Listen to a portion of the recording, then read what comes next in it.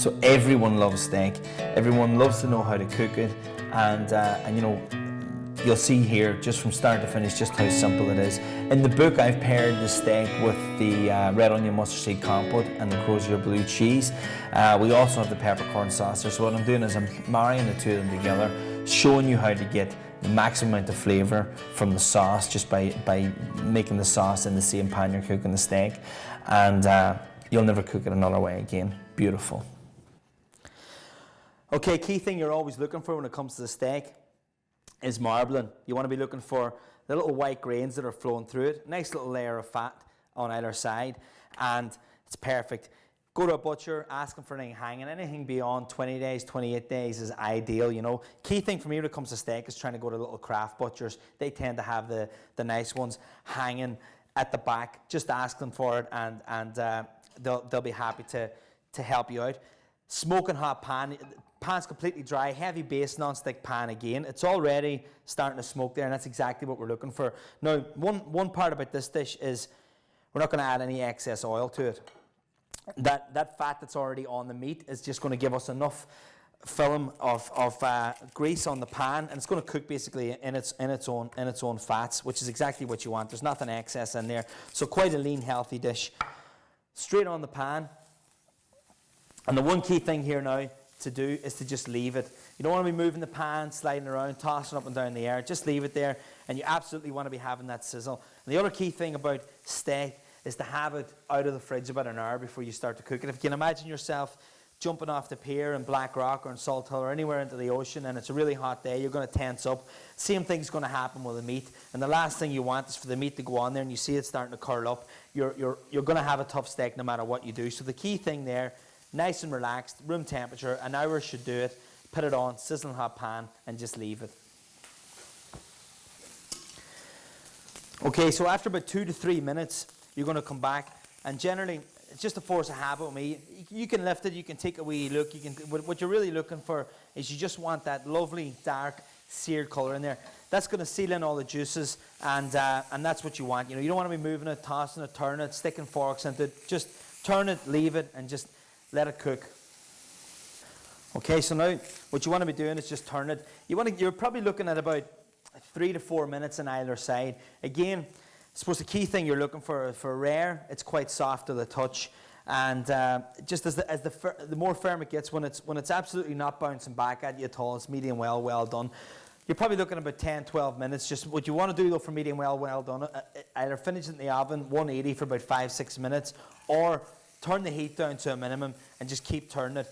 But the ideal temperature to go here is about medium rare, and you're probably looking about 6-7 minutes all in all, just continually turning it around, okay? So what I have here now is the steaks just gone beyond rare, and that's all I want for now. So I'm going to take it off, set it onto a plate rather. I'm going to turn the heat down just slightly on the pan. Set these aside because I'm going to finish them in the sauce in a few minutes. So what we're going to do here now is just move on to a little bit of an onion. Just going to add a wee bit of depth of flavour to the sauce. So what I want here is just a small amount of onion. Take out the core, discard the rest. Take it down. And we're not going to chop it fine, whatever. A little bit of roughness. You can even slice it, whatever your preference is. It's a nice little rough chop.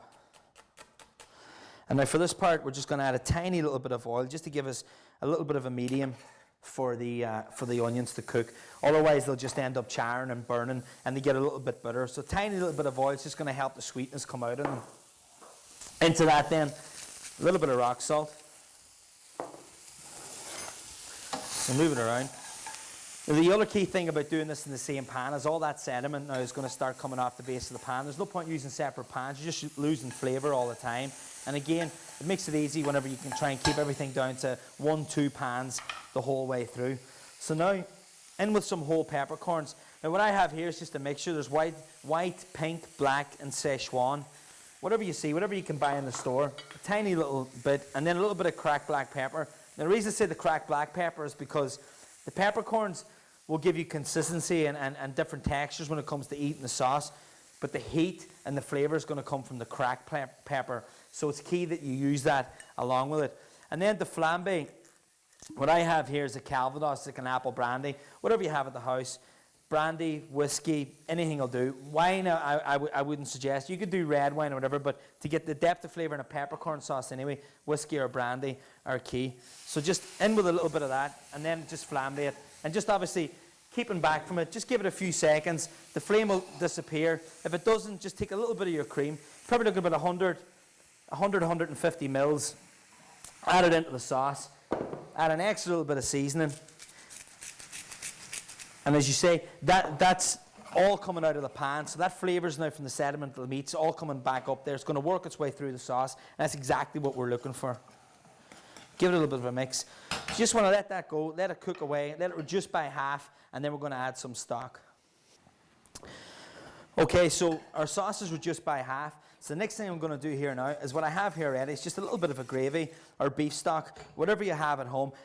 Chicken granules, Bristol granules, they're all fine. I mean, it takes days and hours on end to make a proper stock. So again, just a nice, now the one thing I will tell you is because you're adding it to cream, have the gravy thicker than what you normally would have it, because you gotta allow for that little bit of dilution with the cream. Just give it a nice little mix. You can already feel that smells coming up there now. Absolutely beautiful. And again, with the salt, we didn't go overboard on the salt. You've a lot of seasoning with the pepper, and then obviously whenever we're using a little bit of gravy or stock, you've got that extra little bit of seasoning there, and then there's a little bit of seasoning and salt, sediment coming off the steak, and that's just going to finish the dish nicely. So what I like to do then is just drop the steaks back in, and for the last 30-40 seconds of the dish, we're just going to baste it in the sauce. And because we've rested the meat, now no more than what we talked about resting the meat at the beginning.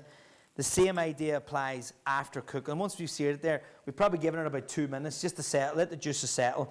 And the key thing there is going to happen is you're not going to have the blood pouring out. Once you cut into the meat, now you're not going to have it pouring all over the sauce. It just looks unsavoury. So that's it. Let that stew down there now. And again, if you go through Food for the Soul, you're going to find that there's a lovely twice-baked potato in there, a lovely little dish to serve with that, or some scallion mash.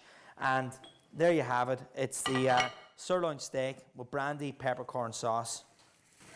Nice and simple.